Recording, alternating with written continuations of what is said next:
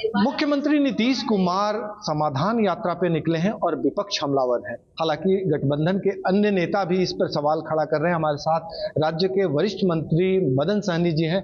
Sir, मुख्यमंत्री जी समाधान यात्रा पे निकले हैं, विपक्ष यानी बीजेपी हमलावर है, साथ में कुछ आपके भी सहयोगी नेता हैं, वो सवाल खड़ा कर रहे हैं, चाहे वो सुधाकर सिंह हो, शिवानंद तिवारी हो, जीतन राम मांझी हो। आखिर ये स्थिति क्यों बन गई है? विपक्ष के खड़ा ही किया जाएगा ना, क्योंकि माननीय मुख्यमंत्री श्री नीतीश कुमार जी अगर जनता के बीच में गए हैं और जनता से सीधा जुड़ते हैं तो ये कहीं ना कहीं उनका तो समाधान होगा जनता का। और यह कोई पहला मौका नहीं है, उन्होंने अनेकों पदयात्रा किया है, अनेकों बार जनता के बीच में जाकर के काम किया है और जनता से जो फीडबैक मिलता है या जो उनके नज़र में लगता है कि इस पर काम होना चाहिए, ये योजना उन्होंने बनाने का काम किया है कई बार और उसी माध्यम से फीडबैक भी मिल जाता है तो उसको निराकरण भी होता है।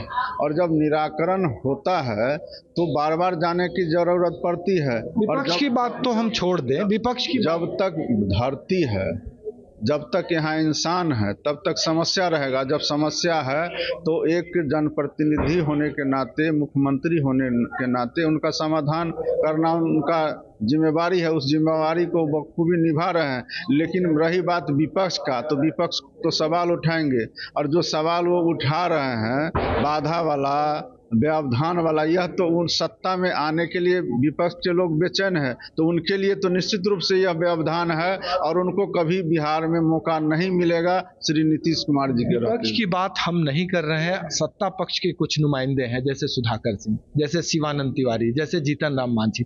क्या कहेंगे? सुधाकर सिंह सवाल उठा रहे हैं, आपके सहयोगी। सुधाकर जी का तो कोई सवाल ही नहीं हम लोग इस पर जवाब देना चाह रहे हैं, क्योंकि वो कहीं ना कहीं जो है हमको लगता है कि वो उनको सोचने की आवश्यकता है। वो मंत्री भी रहे हैं इसी महागठबंधन में और मंत्री से भी उनको इस्तीफा देना पड़ा सिर्फ बोलने के कारण। आज वो श्री नीतीश कुमार जी जो बिहार के सर्वमान्य नेता हैं, मुख्यमंत्री हैं, महागठबंधन के नेता हैं, उनके बारे में वो अनाप शनाप बोल रहे हैं, तो निश्चित रूप से वो विचार करना चाहिए उनको और इससे उनकी छवि खराब हो रही है। लगता है उन पर कार्रवाई होने की जरूरत है। अब तेजस्वी यादव को कार्रवाई करनी चाहिए। समझ लीजिए कि अगर वो कुछ गलत बोल रहे हैं तो पूरा बिहार के लोग देख रहे हैं, देश के लोग देख रहे हैं और आप जिम्मेवार पद पर रह करके आपको बोलने का सलाहियत नहीं है, तो इससे तो आपकी अपनी छवि खराब हो रही है और निश्चित रूप से उन पर कार्रवाई होना चाहिए। और उनको माननीय उप मुख्यमंत्री जी ने तो कहा है कि हम लोग उस पर कार्रवाई करेंगे, निश्चित रूप से कार्रवाई होगा अगर अपने वो सुधार नहीं करते हैं तो। अन्य नेताओं की बात करें तो शिवानंद तिवारी जी भी सवाल उठा दिए हैं, जीतन राम मांझी भी सवाल। आप उसको गलत तरीके से व्याख्या कर रहे हैं। उन्होंने सवाल यह नहीं उठाया कि यात्रा नहीं करना चाहिए, क्योंकि वो उम्र के जो है हिसाब से वो चूँकि उनसे ज़्यादा सीनियर हैं,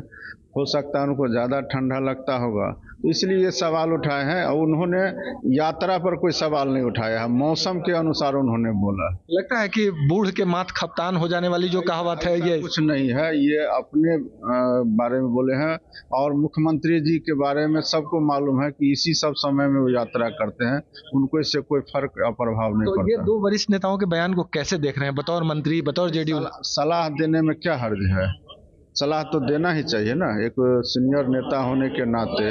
महागठबंधन में है तो उस नाते तो सलाह दे ही सकते हैं ना कि भाई ठंडा है या किस तरह से यात्रा करना चाहिए। अब वो तो जमाना नहीं रहा कि कोई गुप्त रूप से कहीं चला जाएगा, ये तो संभव नहीं है। ये व्यवहारिक नहीं लग रहा है। उनका जो सुझाव है वो कहीं से भी व्यवहारिक नहीं, वो एक सुझाव दिया है, उस सुझाव से उन्होंने यात्रा पर कोई प्रश्न नहीं लगाया। मतलब उन दोनों नेताओं के सुझाव को आप सुझाव मान रहे हैं और सुधाकर सिंह पर कार्रवाई चाह रहे हैं? तो इसमें कहाँ हम लोग इसमें कह रहे हैं, सुझाव तो हर आदमी का सुनना चाहिए ना, लेकिन जो उचित हो उसको अपनाने की आवश्यकता है। और रही बात सुधाकर जी को, तो उनको तो हम लोग बार बार कह रहे हैं ना कि उनका अपना छवि खराब हो रहा है, उनके बोलने से उनका अपने क्षेत्र में भी उनको इसका बुरा असर पड़ेगा। उनको संभल करके बोलना चाहिए। तेजस्वी यादव को कार्रवाई करनी चाहिए।